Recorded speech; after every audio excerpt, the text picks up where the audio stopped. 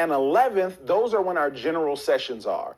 The big stage, right? Where all of the people that are breaking records and getting awards and building large organizations, writing groups, like the multimillionaires inside of LegalShield are training in that arena with all of us there. Then Sunday, that's usually when the team breakouts are. So you want to make sure that you plan accordingly so that you can get in as much as humanly possible. And here's the thing, you might say, well, I'm still working a job. I might not be able to get to all of those things. That's okay. Something is better than nothing. You need to be there if you are somewhat serious or even if you're curious about your LegalShield business.